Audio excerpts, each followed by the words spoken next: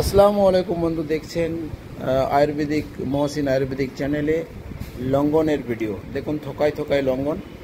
এই যে লঙ্ঘন হয়েছে, এই গাছে আমার প্রচুর লঙ্ঘন। এত লঙ্ঘন হয় যে গ্রামের লোক খেয়ে শেষ করতে পারে না। স্কুল কলেজে যাওয়ার পথে বাচ্চারা দাঁড়িয়ে একটা ঝোড় হাতে নিয়ে খেতে খেতে চলে যায়। এটাকে আমরা একটা লিচুর সাবস্ট্যান্স বলতে পারি। এটা লাইক এ লিচু, কিন্তু এই দানাটা খুবই ছোট দানা এবং শ্বাসে ভরপুর।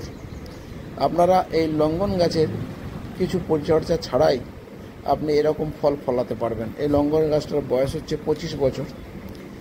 আমরা এটাকে আঁশফল বলে থাকি, আমরা গ্রাম বাংলায় আঁশফল বলে থাকি। এটা ঠিক লিচুরই একটা প্রজাতি। পাতাগুলো ঠিক লিচুর মতোই দেখতে। দেখুন বন্ধু, এটা এমন একটা ফল যা ফলে অজস্র খেয়ে সে পশু পাখি, যত পেকে যাওয়ার পর সমস্ত পশু পাখি হনুমান এসে এই গাছের ফলগুলো খায়। আমরা বিরক্ত, আমাদের সময় অভাবে আমরা এই ফলগুলোকে দু একটা করেই খেতে পারি, বেশি খেতে পারি না, কারণ একে খেতে অনেক সময় লাগে। বসে বসে ছাড়িয়ে খেতে হয়। বন্ধু দেখুন, এক একটা থোকায় 1 থেকে 1.5 কেজি করে এরকম লঙ্ঘন ধরেছে। আপনারা এরকম একটা লঙ্ঘন গাছ লাগিয়ে নিতে পারেন। এই গাছটার অনেকগুলো বছর কেটে গেছে। গাছের গোড়াটা দেখতে পাচ্ছেন কত মোটা।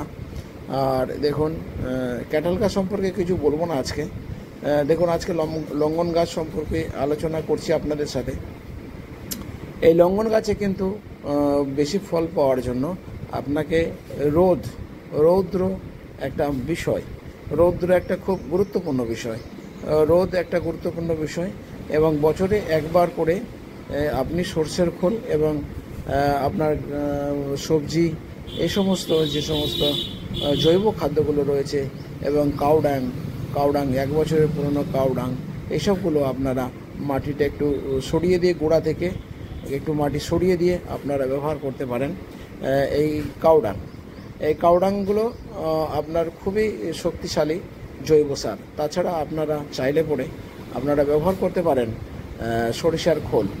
দেখুন, এত বড় গাছ, আমরা একে আর খাবার কিছু দিই না। এর শিকড় দূর দূরান্ত পর্যন্ত ছড়িয়ে গেছে। দেখুন গাছটা এরকম লঙ্ঘনে ভর্তি হয়ে গেছে। বাড়িতে মানে লেবার করে এই গাছের ফল পাড়তে হয়, এবং মন এই ফল তৈরি হয়। একটা মাত্র গাছ, বাড়ির একটা মাত্র গাছ, মন টন খাবার তৈরি হয়, ফল তৈরি হয়। এই ফলগুলো বাণিজ্যিক হারে আমরা বিক্রি করি না, গ্রামের লোক, বন্ধু বান্ধব এবং সকলকে আমরা দিয়ে থাকি।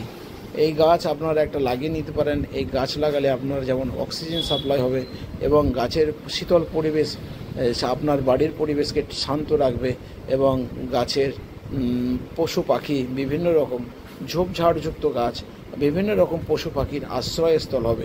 ঠিক আছে, এই বলে ভিডিও থেকে আসছি বন্ধু, খোদা হাফেজ।